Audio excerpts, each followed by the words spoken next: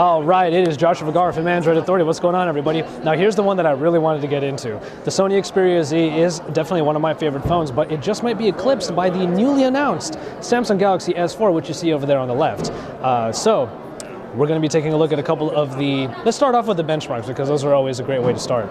So we have our benchmarks over on the side. I saw it over here. Now, the Sony Xperia Z, you can already see it right here. There's a difference here. The Samsung Xperia Z was the first phone that I have ever personally used that broke the 20,000 barrier in Antutu benchmark. But look at the Samsung Galaxy S4. You got 25,900 on there. That is an incredible score, and it's the highest one that I've ever seen happen right before my eyes. Earlier, when we were looking at a Geekbench benchmark, we saw that there was a Qualcomm ARM V7 in there, which we were not told what the processor was going to be in here. None of the presentations talked about it. A Qualcomm ARM V7 at 1.89 gigahertz. That's a pretty powerful chip indeed, and it is really powering what is shaping up to be one of the most powerful Android phones on the market, and it's going to be. The Sony Xperia Z, on the other hand, does sport the Qualcomm Snapdragon S4 Pro processor that has powered a lot of great phones in the past, like the Nexus 4, but now they have all been eclipsed by whatever is inside of the Samsung Galaxy S4. Aside from that, however, you do have some similarities here with the 5-inch 1080p screen that is found on the Xperia Z and is also found here. However, the screen that we saw that had a little bit of color problems in the Xperia Z probably is going to get blown away because the Super AMOLED technology that Samsung is well known for is found inside of the Galaxy S4. And as you can see, the colors really pop out of that screen.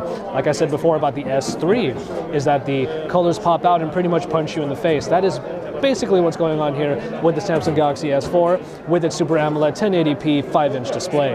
Aside from that, however, you're going to see that the form factor is a little bit different on the Xperia Z. You do have a more angular, rectangular design on here versus the usual pebble rounded design of the Samsung phones.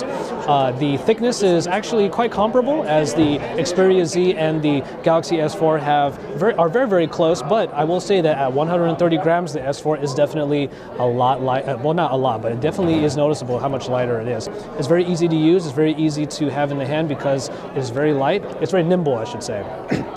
Of course, you're seeing one of the accessories that's available for it. It's a replaceable cover that has a flap over on the top that allows you to close it, and you still see some information on the top. So that's a nice accessory to have. And of course, it's a smart cover. So you open it up and it wakes up the screen.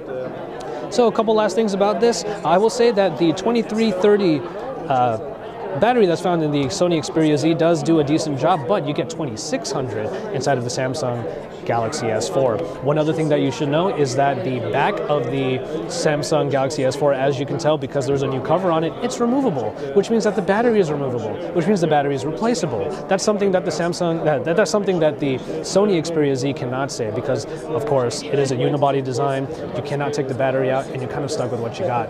So once again, Samsung gets a lot of things right with the Samsung Galaxy S4. I've been saying Samsung a lot in this comparison, but that is because that is what we're all about here at the event, the launch party for the Galaxy S4 at the Radio City Music Hall in the heart of Manhattan in New York City. So we're going to bring you even more comparisons. We're going to keep getting all the coverage that we possibly can for you, because this is AndroidAuthority.com. It is your source for all things Android here in New York City.